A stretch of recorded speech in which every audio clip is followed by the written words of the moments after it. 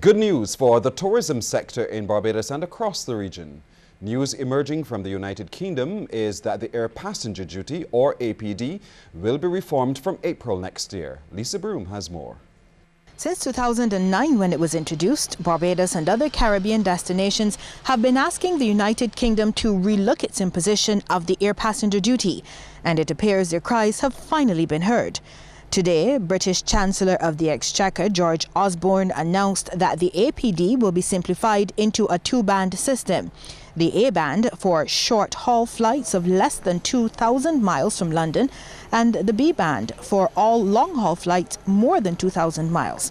And for President of the Barbados Hotel and Tourism Association, Patricia Afonso Das, this is excellent news. Anything that reduces the cost of a holiday to the Caribbean or to Barbados is a positive thing, and it was a relatively onerous tax. I mean, if you're looking in some cases at an additional £400 for a family of four traveling out to Barbados. So I would think that, it's got to have a positive impact. She thinks the next step for Barbados should be a full public relations campaign to ensure prospective travelers know that it will cost less to come to the island. It is one of those taxes that is added to the price of your ticket. So, for many people, they just look at a final price as opposed to understanding how that price is made up. So we do need to be talking about it and saying, explaining to people that this is in fact a positive thing. Secretary General of the Caribbean Tourism Organization, Hugh Riley, is also delighted with the reduction. He says the CTO now has to tally up what the increased APD cost the region. Since its introduction, according to Mr. Riley, visitors from the UK to the Caribbean fell from 1.5 million annually to under a million in a very short time. We will remember, of course, that British Airways had declared fairly publicly that they at one stage removed air seat capacity from the Caribbean and placed it in Florida because the air passenger duty was lower to Florida. Those are some implications that really we need to discuss now to see how we can reverse those kinds of negative trends now that we've had such a positive result from the UK government. He's thanked all those who lobbied the UK government on behalf of the region for a levelling of the playing field with regards to the tax. Lisa Broom, CBC News. Lisa, thanks. Prime Minister Frendel Stewart is pleased with the news that the air passenger duty will be reduced from next year. His comments came on day 3 of the estimates debate in Parliament. He lauded the work of Tourism Minister Richard Seeley along with Foreign Affairs Minister Senator Maxine McLean, both of who joined the lobbying efforts on behalf of the region to get a review. It was not all bad news, of course, or not all gloom and doom from the Chancellor of the Exchequer today, because he did also announce that the APD rate applicable to flights between the United Kingdom and the United States of America will now apply generally to jurisdictions like Barbados. So we've got some parity with the United States of America. And Tourism Minister Richard Seeley has welcomed the UK government's decision to level the tax bands. In a release, he says he was struck by how forcefully the travel industry came together on this issue, with Barbados' key partners arguing against the tax while continuing to advocate travel to the island. He's optimistic that now the tax has been levelled, the number of British visitors to the island will return to the once high levels. Well, during the debate, the Prime Minister also said government is focused on running a fiscal deficit of 6% of GDP by the end of the fiscal year. He says if any programs have to be cut further, this will be done, but says it calls for fiscal discipline. In order for this objective to be achieved, it is going to call for enormous discipline on the part of the public servants. It's going to call for enormous discipline on the part of ministers of the Crown. It is going to call for enormous vigilance, particularly by our financial controllers and so on in the various government departments. And this situation will be monitored so that our expenditures do not fly out of control. In his contribution, former Prime Minister Owen Arthur says Barbados can no longer ignore its debt problem. He suggested that any country spending 60 cents out of every dollar it earns has a major issue. Mr. Arthur says it's time for this current administration to look at the recommendations from the UN proposals on debt restructuring to see what can be adopted. This debate should be discussing how we draw upon the proposals put not by the member for St. Philip West only, because what is proposed by the UN experts is not necessarily what he proposes, but how we draw from what the international community has now agreed should be the modalities and the principles that should be used. Mr. Speaker, to be able to convert Barbados from a society where the government has to find 60 cents in every dollar to pay that, to one in which we agree with the 7 ways. Well, the Transport Board intends to purchase several new buses, introduce over half a dozen new routes and charter services in a bid to boost revenues by just under $1 million in the short term.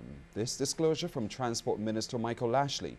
He disclosed that the current fleet of the board stands at 293 buses, but he told the lower house that several of these buses are as old as 12 years old and would require huge maintenance costs, so it would be better to buy new units.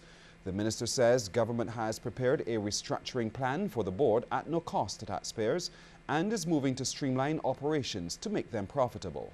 We believe that in the short term, that these revenue-generating initiatives can give us some $868,000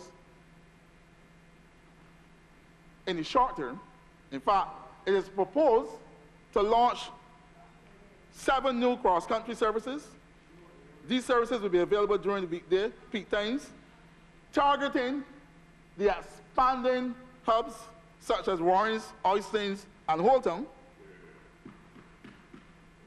and targeting routes, and these routes will commence in the densely populated rural districts such as Fitzroy and Bathsheba. And Minister of the Environment and Drainage Dr. Dennis Lowe has defended the reputation of 2 international companies, Burnside International and Cahill Energy, following what he says are attempts by the opposition to discredit them. Burnside International, he says, has been in operation in Barbados since the late 1990s, and Cahill Energy recently signed an agreement with the island to build and operate a plasma gasification waste-to-energy facility. The company expects to invest up to $240 million in the proposed plant to be located at Vaucluse, St. Thomas. Dr. Lowe says the Barbados Labour Party is dragging the reputation of the companies into squalor just for political points.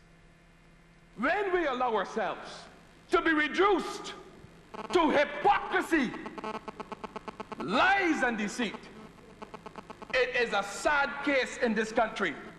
Burnside International, hired in 2001 to design mangrove pond Cell 3, hired in 2002 to supervise the construction of Cell 3, and the project completed on budget. Hired in 2005 to design and supervise the construction of Greenland, and in 2006-2007, Greenland Cell 1 was completed. The MP for St. James Central, Kerry Simmons, says not one member of the government has addressed the alternative economic plan offered by St. Philip West MP Dr. David Estwick a few weeks ago. Calling it the elephant in the room, Mr. Simmons says Dr. Estwick's alternative plan, dubbed From Recession to Stability and Growth, which was an open letter to the Prime Minister, requires a public response from the government. Cabinet, if it is to be taken seriously, has to either repudiate these estimates or repudiate the position taken by one of their colleagues in the very publicly disclosed document. But the two things cannot, sir, stand together.